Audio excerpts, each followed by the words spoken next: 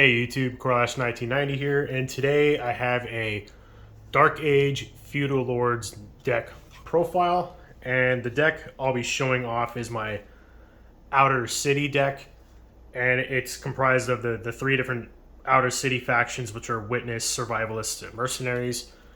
Now I know there's an alternate way to play this game to where you have like a smaller deck size and it focuses on just like the witness cards, or you could do like just mercenaries or survivalists or just mercenaries.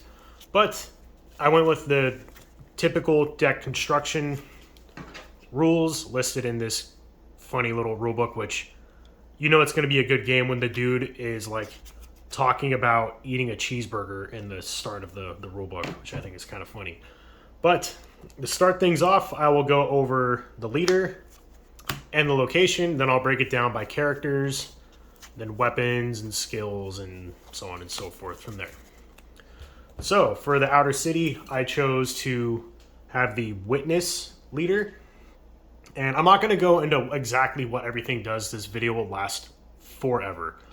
I'll just kind of glance over mainly what things do. Primarily, I chose the Witness leader because I really like this artwork.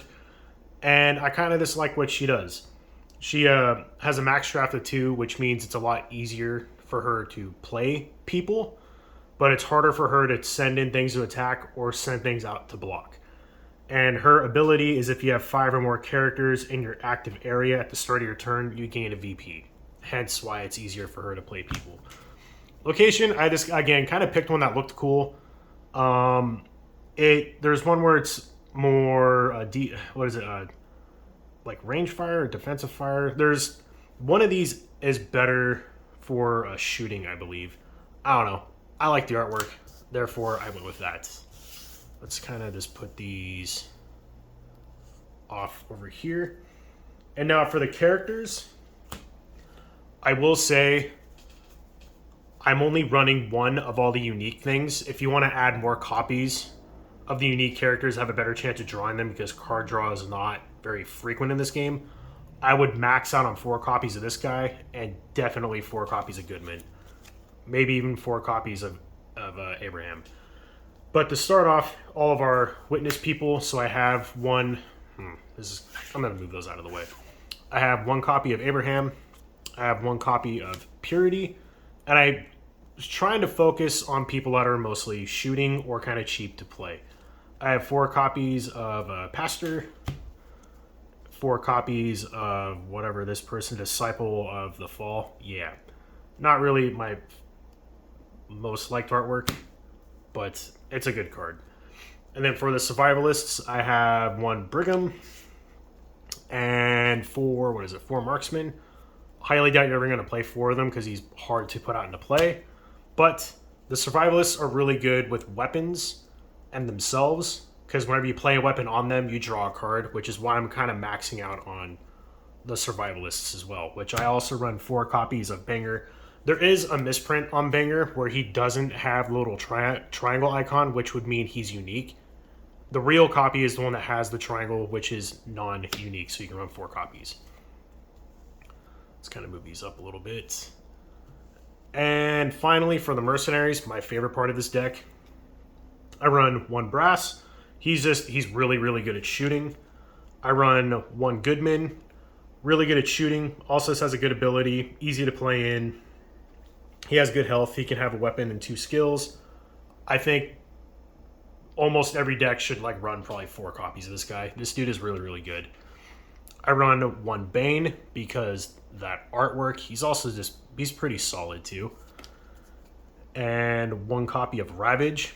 Ravage is also really hard to put in, but once he's in, he can have unlimited weapons. And you just want to put grenades, which we have grenades in here, and he's really good at the grenades. And then we have 1, what is this, Warburn? The names are all over the place.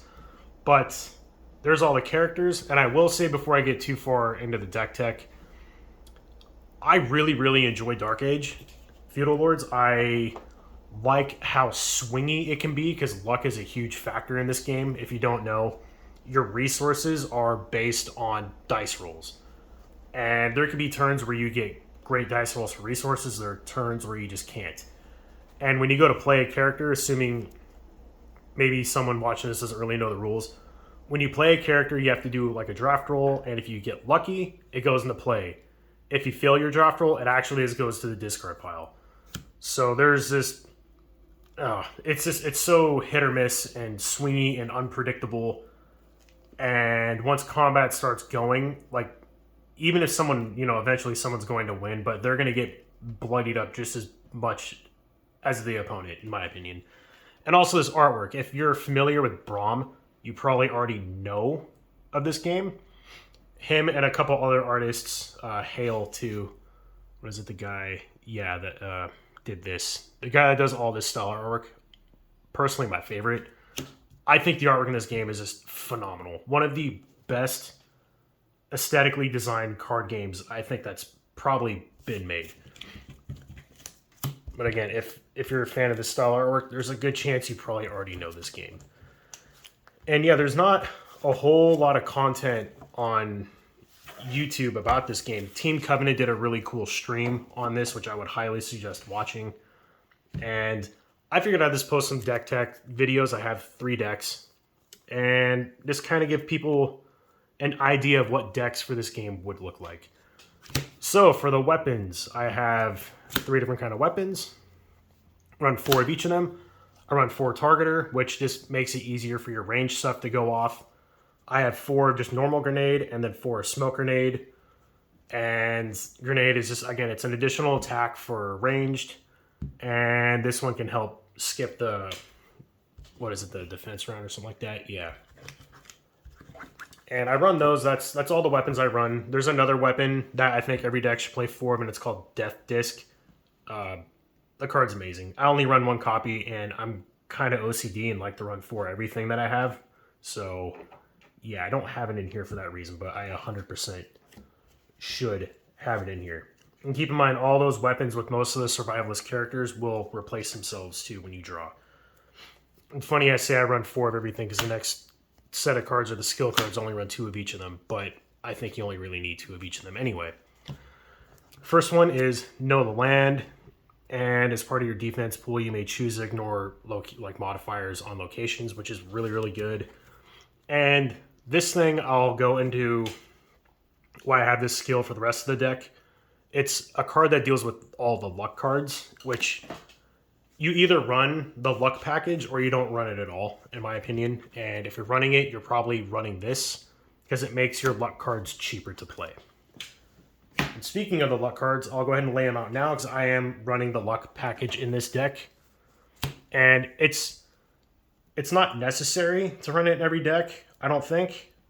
I can see some decks that don't, but personally, I think for this deck, I think it's a must for this deck. And it's pretty much these cards. There's a couple other ones, but these are the main ones for what I'm looking to do in this deck. So there's the card that is straight up luck, and you can tell if it's a luck card because it has a 4-leaf clover underneath the name. And it just lets you, makes your opponent reroll like a hit dice or something like that. This one you can reroll one of your hit dice, and this one you can reroll a hit or block roll for any one of your guys. So this helps fix the randomness to the game as well.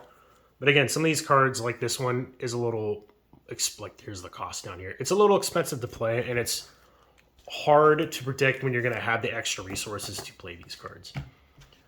And now to round out the rest of the deck, I have 4 Scour the Battlefield, which basically brings weapons back when they go to the discard pile.